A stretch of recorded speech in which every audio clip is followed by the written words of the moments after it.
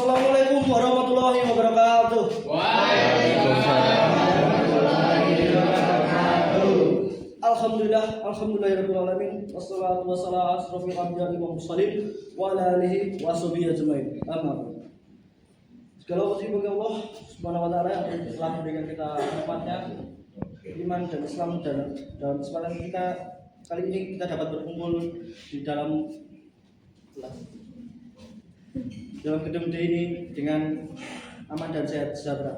Salawat serta salam tidak lupa kita curahkan pada Nabi kita, Nabi Muhammad SAW, yang kita tunggu syafaatnya di yaumul akhir nanti. Pertama-tama saya ingin mengucapkan terima kasih pada Ibu Dr. Maria Ulfa SSI MSI untuk waktunya yang telah diberikan dan beserta teman-teman yang saya sayangi. Di sini saya akan membacakan susunan acara pada pagi hari ini, yaitu yang pertama pembukaan, yang kedua membaca surah Al-Alaq, yang ketiga tausiah, yang keempat sesi tanya jawab, dan yang kelima penutup. Marilah kita buka sesi pertama dengan mengucap Bismillah bersama-sama. Bismillahirrahmanirrahim. Untuk sesi selanjutnya itu adalah membaca surat Al-Alaq. Mohon teman-teman dibuka. Sudah. Mari kita baca bersama-sama. A'udzubillahi minasyaitonir rajim. Bismillahirrahmanirrahim. Iqra bismi rabbikal ladzi khalaq. Khalaqal insana min 'alaq. Iqra wa rabbukal akram. Alladzi 'allama bil qalam. 'Allamal insana ma lam ya'lam. Kalla innal insana yatgha. Ar-ra'ahu istaghna. Inna ila rabbika ruj'a. Ara'aita alladhi yanha 'abdan idza shalla. Ara'aita in kana 'alal huda aw amara bit-taqwa. Ara'aita in kadzdzaba wa tawalla. Alam ya'lam bi anna Allaha yara. Kalla la'in lam yantahi lanasfa'an bin nasiyah. Nasiyatin kadibatin khati'ah. Falyad'u nadiyah. Sanad'u zabaniyah. Kalla la tuti'hu wasjud waqtarib. Untuk acara selanjutnya itu tausiah. Saya persilakan untuk Mas Khalid untuk tausiah.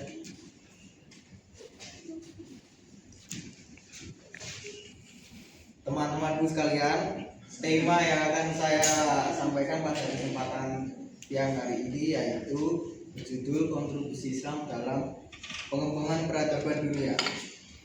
Tema ini sangat penting karena menunjukkan kita akan peran besar yang pernah dimainkan oleh Islam dalam membangun dunia, pengetahuan dan budaya yang dampaknya terasa sampai masa kini.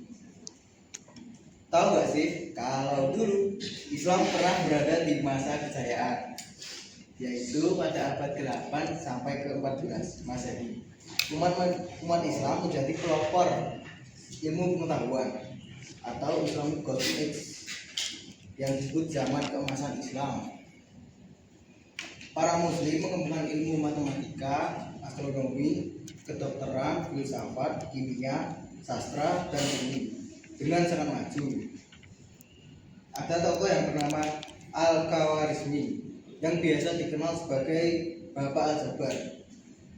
Karya beliau masih menjadi dasar pengembangan matematika modern hingga saat ini. Tidak hanya itu, di bidang ilmu kedokteran juga mengalami kemajuan besar berkat Ibnu Sina. Ibnu Sina menulis buku kedokteran komprehensif yang berjudul Al-Qanun fi dan Al-Tib yang menjadi rujukan sampai berabad-abad di Eropa dan dunia Islam. Dalam astronomi juga, perkembangan berkat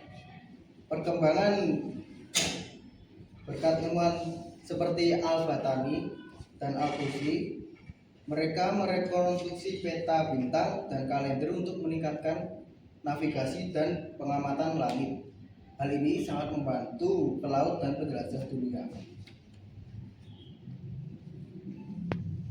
Dalam dunia filsafat juga dan dunia pemikiran, Al-Farabi dan Ibnu Rus mencampurkan ilmu agama dengan logika rasionalitas sehingga membuka jalan bagi pemikiran modern dan pengembangan ilmu pengetahuan berbasis akal sehat.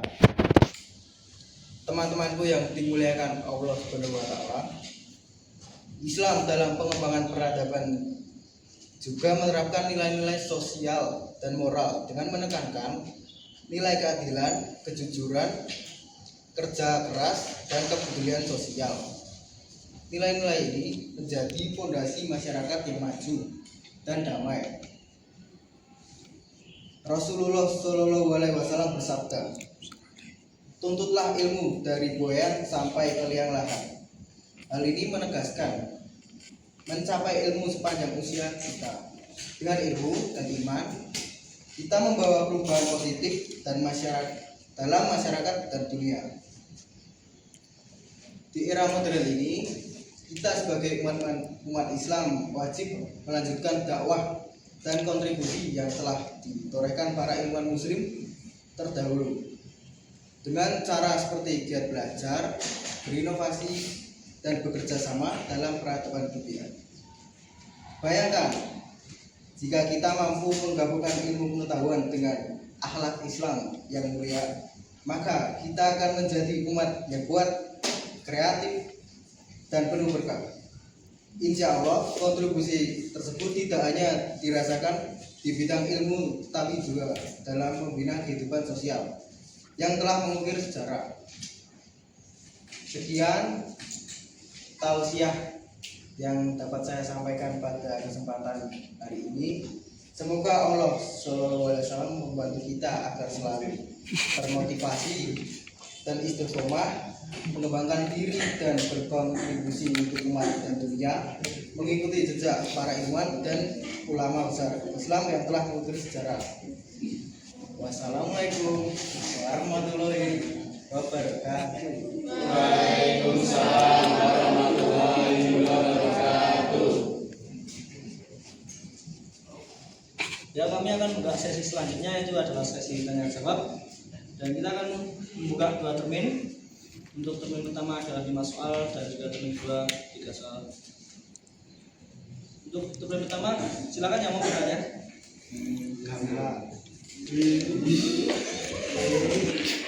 Izin bertanya, menurut kalian tantangan terbesar pemuda Islam saat ini dalam mengembangkan ilmu dan peradaban dunia itu apa aja? Terima kasih.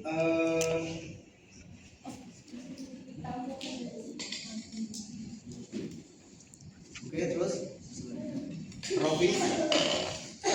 Saya izin bertanya, jadi kan peradaban Islam kalau dari materi yang sudah disampaikan di zaman dulu itu banyak banget kayak ilmuwan-ilmuwan atau filsuf-filsuf, peneliti-peneliti itu yang berasal dari agama Islam gitu kan. Tapi mengapa di era sekarang itu para ilmuwan yang dari seorang muslim itu lama-lama hilang, kayak nggak ada lagi gitu, udah diganti sama yang non muslim. Itu gimana pendapat kamu sebagai pemuda Islam yang diharapkan membawa perkembangan atau pembaruan ke peradaban Islam? Oke, pertanyaan selanjutnya.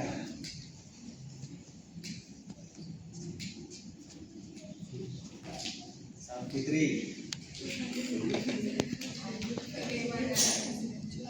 Menurut kalian kan banyak sekarang kayak pemuda-pemudi itu menghadapi tatanan moral dan etika yang bertentangan dengan ajaran-ajaran yang ada karena adanya perkembangan teknologi dan informasi. Kalian cara menanggapinya gimana? Sekarang kan banyak pemuda-pemudi itu menghadapi tantangan moral yang tidak sesuai dengan etika dan moral yang ada karena perkembangan teknologi dan juga informasi yang ada sekarang ini. Nah, menurut kalian gimana cara mengatasi hal tersebut? Untuk selanjutnya, Lia. Apa tantangan utama yang dihadapi pemuda Islam dalam memperjuangkan nilai keadilan di tengah masyarakat modern yang cenderung individualistik? Oke, terima kasih. satu pertanyaan Satu lagi. lagi. Fahrian. Berarti kan disebutkan bahwa Islam itu mengalami zaman keemasan pada abad ke sekitar abad ke-8 sampai abad ke-13, dan itu banyak melahirkan tokoh-tokoh yang sangat berjasa dalam ilmu pengetahuan. Nah, mungkin bagaimana cara pemuda zaman sekarang itu bisa mengembalikan zaman keemasan Islam di tengah gemburan dari dunia barat. Kan banyak sekali kayak pemikiran-pemikiran Islam itu kayak diambil alih oleh dunia barat. Saya izin menjawab pertanyaannya dari Mbak Kamila. Pertanyaannya, menurut kalian tantangan terbesar umat Islam saat ini? Menurut kami itu tantangan terbesarnya itu untuk menumbuhkan kembali semangat menuntut ilmu, mengintegrasi nilai agama dengan sains dan logika. Solusi yang dapat kita lakukan yaitu menjaga moralitas dan meneladani tokoh-tokoh ilmuwan Islam dalam karya nyata bagi umat dan dunia. Apakah cukup menjawab?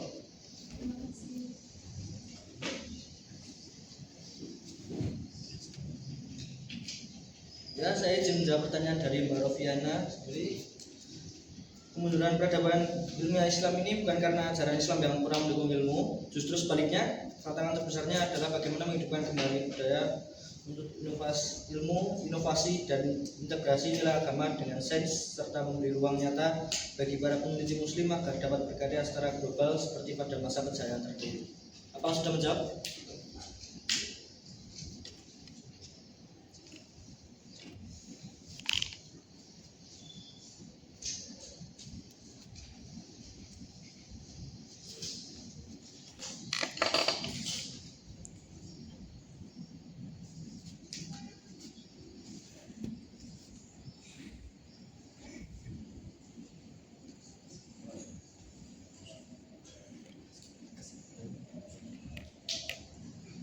Izin menjawab pertanyaan dari Mbak Safri, yaitu bagaimana menurut kalian adanya pemuda-pemudi menghadapi moral di kehidupan modern? Menegakkan moral di era modern bukan hanya kewajiban pribadi, melainkan syarat utama untuk kemajuan dan kelanjutan peradaban. Pemuda-pemudi dengan fondasi moral yang kuat diharapkan dapat menjadi pelopor perubahan yang positif. Apakah sudah cukup menjawab?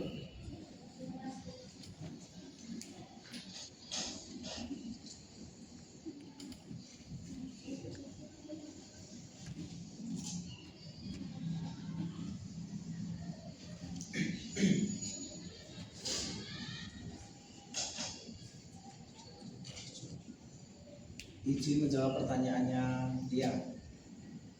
Apa tantangan utama yang dihadapi pemuda muslim dalam memperjuangkan nilai keadilan di masyarakat modern yang cenderung individualistik? Pemuda muslim itu harus perlu memperkuat nilai moral dan sosial sebagai fondasi dasar dalam memperjuangkan keadilan, menguatkan solidaritas sosial, dan menambah wawasan serta kemampuan untuk beradaptasi dengan tantangan zaman modern tanpa kehilangan jati diri dan nilai agama.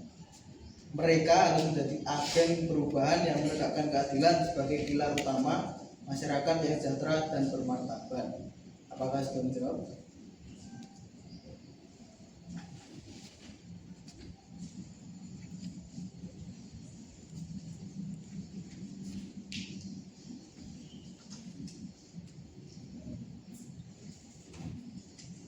Jadi menjawab pertanyaan dari Pak Rian itu, bagaimana cara pemuda zaman sekarang agar bisa mengembalikan zaman keemasan Islam di tengah guguran dari dunia barat?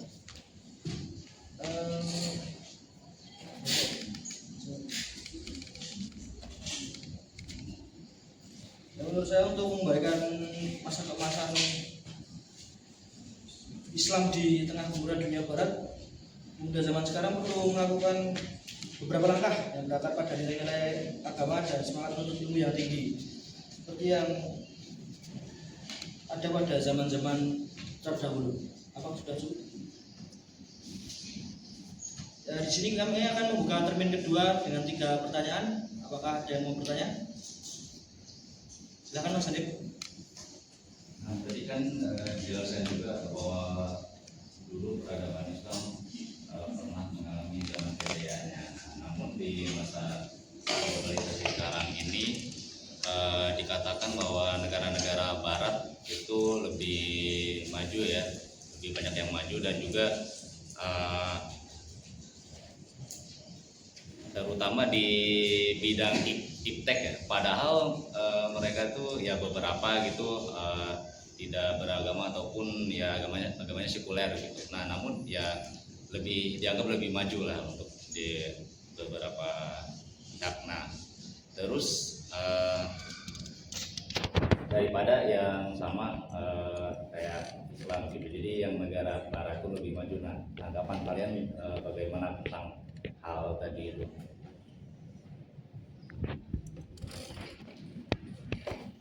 Kenapa negara barat di zaman sekarang dianggap sebagai yang maju itu?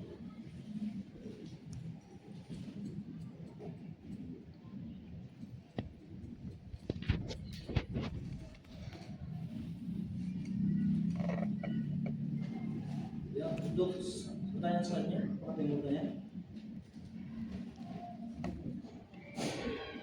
Silakan. Tadi kan disebutkan tentang agen perubahan, dan jadi dalam menghadapi kritis moral dan identitas, bagaimana pemuda dapat menjadi agen perubahan yang membawa nilai-nilai Islam ke ruang publik? Mungkin satu pertanyaan lagi. Silakan Mbak Zara. Menurut kalian, gimana sih cara pemuda Islam itu bisa mengambil inspirasi dari generasi sebelumnya itu untuk membangun peradaban global yang beretika di era modern sekarang? Saya ulangi. Bagaimana cara pemuda Islam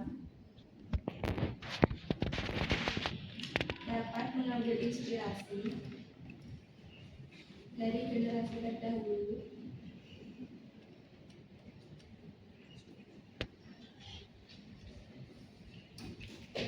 untuk membangun peradaban global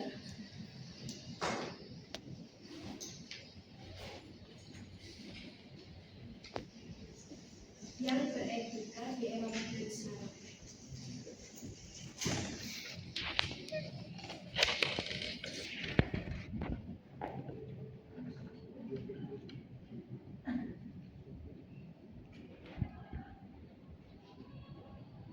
Izin menjawab pertanyaannya Habib.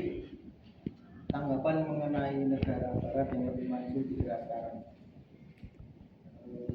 Kemajuan negara barat saat ini bukan semata-mata karena keunggulan agama mereka, melainkan hasil dari kombinasi faktor sistem pemerintahan, budaya, ilmiah, investasi dalam pendidikan dan teknologi, serta stabilitas sosial. Umat muslim memiliki potensi besar karena sejarah kejayaan masa lalu. Namun perlu membangkitkan kembali semangat belajar, berinovasi, dan mengintegrasi nilai moral dalam pengembangan ilmu pengetahuan untuk mengejar ketertinggalan tersebut. Apakah cukup menjawab? Baik, izin menjawab pertanyaan dari Putri. Bagaimana menghadapi krisis moral dan identitas? Bagaimana pemuda dapat menjadi agen perubahan dan membawa nilai-nilai Islam ke ruang publik? Untuk saya sendiri adalah membawa Islam Muslim dapat menjadi agen perubahan dalam krisis moral dengan menggabungkan ilmu pengetahuan, moralitas yang tinggi, inovasi, dan juga kepemimpinan berlandaskan nilai-nilai Islam untuk menciptakan perubahan politik di ruang publik. Apakah sudah cukup menjawab? Izin menjawab pertanyaannya Zara. Bagaimana cara pemuda Islam dapat mengambil inspirasi dari generasi terdahulu untuk membangun peradaban global yang beretika di era modern? Cara itu dengan menggali sejarah dan mengambil pelajaran dari generasi terdahulu serta mengamalkan ajaran Islam tentang ilmu moral dan inovasi. Pemuda Islam dapat menjadi pionir dalam membangun peradaban global modern yang beretika dan berkelanjutan. Apakah cukup?